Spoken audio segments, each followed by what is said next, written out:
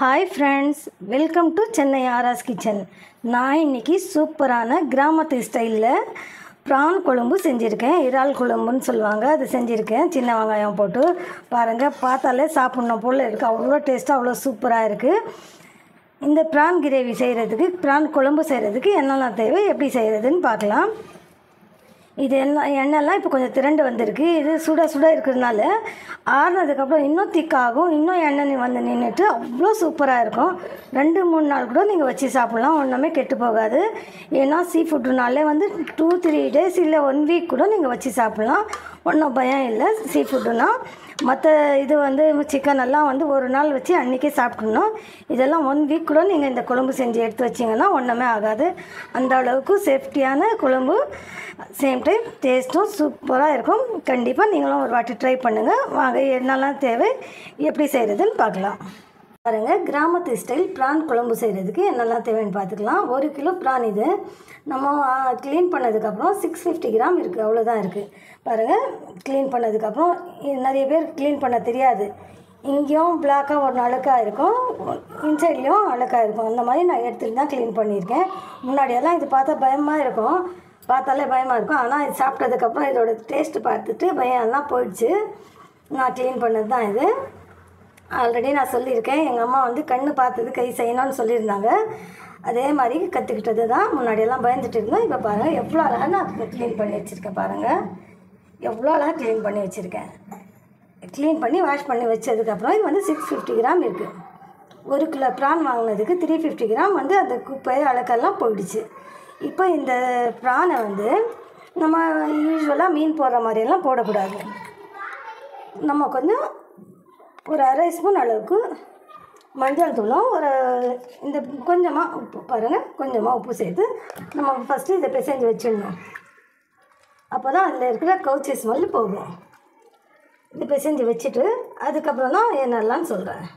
பாருங்கள், பிசைஞ்சு வச்சுட்டு இது வந்து மீடியம் சைஸு. இதை விட ரொம்ப சின்னதாகவும் இருக்கும், ரொம்ப பெருசாகவும் இருக்கும். குழம்பு செய்கிறீங்கன்னா இந்த சைஸ் ஓகேவாக தான் இருக்கும். அது நம்ம பிசைஞ்சாச்சு. அப்புறம் வந்து தாளிக்கிறதுக்கு பாருங்கள், நான் எடுத்து காட்டுறேன். பாருங்கள், வெந்தயம், சீரகம், கடுகு, அப்புறம் சோம்பு. இந்த ப்ரான் குழம்புல வந்து இந்த சோம்பெல்லாம் போட்டால் அது டேஸ்ட்டு தூக்கெல்லாம் சூப்பராக இருக்கும். அதனால் இது 4ம் போடணும். அப்படி உங்கள்கிட்ட சோம்பு இல்லைன்னா சோம்பு மட்டும் மிக்ஸ் பண்ணிடுங்க. சீரகம், கடுகு, வெந்தயம் கண்டிப்பாக போடணும், அப்போ தான் சூப்பராக இருக்கும். அப்புறமா 1 பொடி பூண்டு, ஒரு 3 பச்சை மிளகாய். ஒரு 1/2 கிலோ இருந்தால் 2 பச்சை மிளகாய் போதும். இது 650 கிராம் இருக்குது, 650 கிராம் இருக்கிறதுனால 3 பச்சை மிளகாய் எடுத்திருக்கேன். 2 கைப்பிடி அளவுக்கு வெங்காயம் இருக்குது. சின்ன வெங்காயம் தான். எப்போவுமே ப்ரானு சீ ஃபுட்டு செய்யும் போது சின்ன வெங்காயம் இந்த மாதிரி நீங்கள் எடுத்து செஞ்சீங்கன்னா டேஸ்ட் அவ்வளோ சூப்பராக இருக்கும்.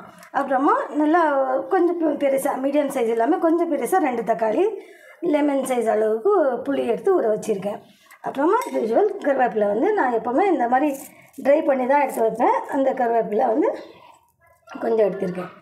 அப்புறம் குழம்பு மசாலா தூள், நான் ஆல்ரெடி சொன்ன குழம்பு மசாலா தூள் தான் 3 ஸ்பூன் எடுத்திருக்கேன். 1/2 கிலோனா 2 ஸ்பூன் போதும். இது 3/4 கிலோவுக்கு கிட்டத்தட்ட இருக்குது, அதனால 3 ஸ்பூன் எடுத்திருக்கேன். நம்ம 3 பச்சை மிளகாய் போடுறதுனால 1 ஸ்பூன் மட்டும் மிளகாய் தூள் போட்டிருக்கேன். அவ்வளோதான் ஃப்ரெண்ட்ஸ், தேவையான பொருள் இவ்வளோ தான். ஆயிலும் உப்பு மட்டும் நான் சேர்க்கும் போது உங்களுக்கு காட்டுறேன். வாங்க எப்படி செய்யுதுன்னு பார்க்கலாம். பாருங்கள் ஃப்ரெண்ட்ஸ், இப்போது கடாயில் தான் செய்ய போகிறேன். இது குக்கரெல்லாம் தேவையில்லை, நம்ம தேவையான அளவு ஆயில் சேர்த்துக்கலாம். பாருங்கள் ஃப்ரெண்ட்ஸ், இப்போ வந்து நான் 100 கிராமுக்கும் மேலே கொஞ்சம் ஆயில் சேர்த்துருக்கேன். நம்ம வந்து ப்ரானை வந்து டைரெக்டாக நம்ம போட போகிறதில்ல குழம்புல. ஃபஸ்ட்டு அது கொஞ்சம் ஃப்ரை பண்ணி எடுத்துக்கலாம், அப்போ தான் அது சுரண்டலாக ஆகிட்டு அந்த மசாலாலாம் நல்லா பிடிக்கும்.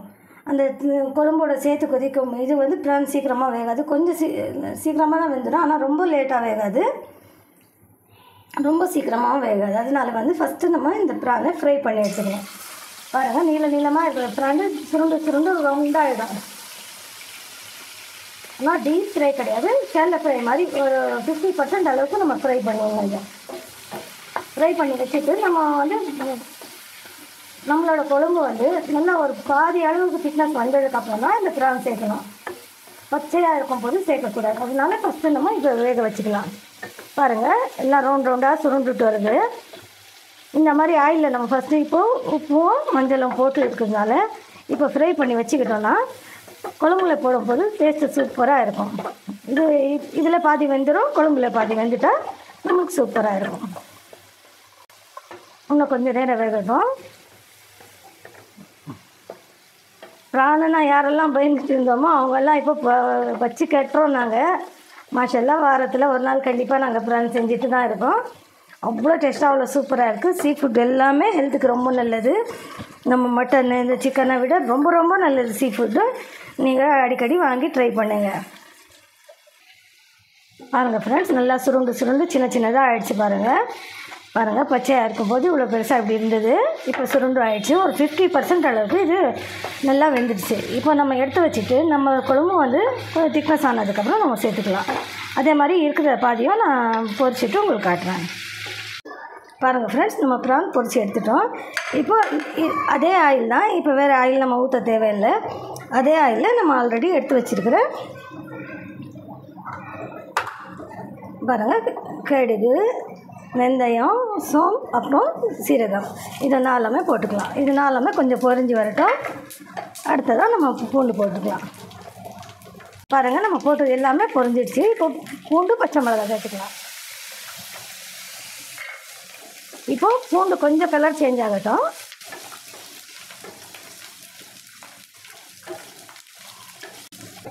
பாருங்கள், பூண்டு கலர் சேஞ்ச் ஆகிடுச்சு. இப்போ நம்ம எடுத்து வச்சுருக்கிற வெங்காயம் சேர்த்துக்கலாம். இப்போது நல்லா வெங்காயம் வந்து கண்ணாடி பதத்தில் வரணும். அது வரைக்கும் நம்ம நல்லா வதக்கி வச்சுட்டு இருக்கணும். இந்த கண்ணாடி பதத்தில் வர்றதுக்குள்ளே நம்ம எடுத்து வச்ச 2 தக்காளி மிக்சியில் அரைச்சி சேர்த்துக்கலாம். இந்த ப்ரானுக்கும் சரி ஃபிஷ்ஷுக்கும் சரி கட் பண்ணி சேர்த்தா குழம்பு அவ்வளோ திக்னஸாக இருக்காது. அதனால நம்ம கொஞ்சம் அரைச்சி சேர்த்துக்கலாம். அரைச்சிட்டு வந்துடலாம். இது கொஞ்சம் நேரம் அப்படியே இருக்கட்டும். நம்ம அதுக்குள்ளே அரைச்சி எடுத்துகிட்டு வந்துடலாம். பாருங்கள் ஃப்ரெண்ட்ஸ், நல்லா நைஸாக நான் அரைச்சிட்டேன். இப்போ இது மசாலா சேர்த்துக்கலாம். நான் எப்போ சொல்கிற மாதிரி தான் தக்காளி போட்ட உடனே உப்பு சேர்த்துக்கலாம். நம்ம ஆல்ரெடி நம்ம ப்ரானில் கொஞ்சம் உப்பு சேர்த்து தான் நம்ம பேசுங்க. இப்போ குழம்புக்கு தேவையான உப்பு மட்டும் தான் போடணும். இது உப்பு கொஞ்சம் சேர்த்துக்கலாம். கொஞ்சம் சேர்த்து வதக்கி விட்டுட்டு அதுக்கப்புறமா நம்ம எடுத்து வச்ச மசாலா, குழம்பு மசாலா தூள் 3 ஸ்பூனு, ஒரே 1 ஸ்பூன் மிளகாய் தூள், ஏன்னா பச்சை மிளகாய் 3 போட்டுருக்கோம். இப்போ கொஞ்சம் நேரம் அப்படியே நம்ம விட்டுடலாம். கொஞ்சம் எண்ணெய் திரண்டு வரட்டும். அதுக்கப்புறம் தான் தண்ணி சேர்க்கலாம். அந்த இது எண்ணெய் திரண்டு வர்றதுக்குள்ளே நம்ம எடுத்து வச்சுருக்கிற புளியே கரைச்சி எடுத்துடலாம். எப்போது நான் சொல்கிற மாதிரி தான், முழுசாக கரைக்காமல் ஒரு 70 to 80% கரைச்சா போதும். பாருங்கள் ஃப்ரெண்ட்ஸ், இப்போ எண்ணெய்லாம் நல்லா பிரிஞ்சு வருது. பாருங்கள், பார்த்தாலே உங்களுக்கு தெரியும். இப்போ வந்து புளி கரைச்சலை மிக்ஸி ஜார்லேயே போட்டுக்கிட்டேன். ஏன்னா அதில் தக்காளி கொஞ்சம் அலசி ஊற்றாமல் இருந்தேன், அதனால் அதிலே போட்டுக்கிட்டேன். இப்போ நம்ம போட்டுடலாம். இப்போது இந்த இன்னும் கொஞ்சம் தண்ணி சேர்க்க வேணாம். நல்லா கொதிச்சதுக்கப்புறம் இன்னும் கொஞ்சம் தண்ணி சேர்க்கலாம். ஒரே வாட்டி ரொம்ப தண்ணி சேர்த்துனா அது அவ்வளோவா டேஸ்ட்டாக இருக்காது. இது கொதிச்சதுக்கப்புறம் திரும்ப கொஞ்சம் தண்ணி சேர்த்துட்டு நம்ம ப்ரான் எப்போ போடுறோமோ உங்களுக்கு காட்டுறேன். இப்போ கருவேப்பிலை நான் சேர்த்துடுறேன். முன்னாடியெல்லாம் கருவேப்பிலை வந்து தாளிப்பில் தான் சேர்ப்பாங்க, இல்லைன்னா வெங்காயம் போட்டதுக்கப்புறம் இந்த மாதிரியெல்லாம் சேர்ப்பாங்க. அப்போ வந்து கருவேப்பிலோட ஸ்மெல்லாம் போயிடுது. இந்த மாதிரி நம்ம தாளிச்சதுக்கப்புறம் சேர்த்தோன்னா இந்த கருவேப்பிலோட ஸ்மெல்லாம் அதுலேயே அது உறிஞ்சிக்கும். அதனால இப்போ சேர்த்துருக்கேன். பாருங்கள் ஃப்ரெண்ட்ஸ், குழம்பு ரெடி ஆனதுக்கப்புறம் எனக்கு இந்த கன்சிஸ்டன்சி வேணும். அப்போது வந்து இன்னும் கொஞ்சம் இது சுண்டணும். இந்த சுண்டதுக்கப்புறம் தான் வந்து நான் ப்ரான் போட போகிறேன். அதனால இந்த மசாலாவோட ஸ்மெல் எல்லாம் போனோன்னா நல்லா கொதிக்கணும். அதுக்கு இப்போ 1 கிளாஸ் தண்ணி ஊற்ற போகிறேன். அதாச்சும் 200 ml தண்ணி சேர்க்க போகிறேன். கொதிச்சதுக்கப்புறம் எனக்கு ரெடி சாம்பார்னா இந்த அளவுக்கு இருக்கணும் எனக்கு. அதனால் இன்னும் கொஞ்சம் தண்ணி இப்போ சேர்த்துக்கலாம். அதெல்லாம் சேர்த்துட்டு இது நல்லா கொதிச்சதுக்கப்புறம் நான் ப்ரான் சேர்க்க போகிறேன். நான் எப்போ ப்ரான் சேர்க்குறேன்னு உங்களுக்கு காட்டுறேன். பாருங்கள் ஃப்ரெண்ட்ஸ், 5 நிமிஷம் வந்து நல்லா கொதித்து நம்மளுக்கு இந்த பதமாக வந்திருக்கு.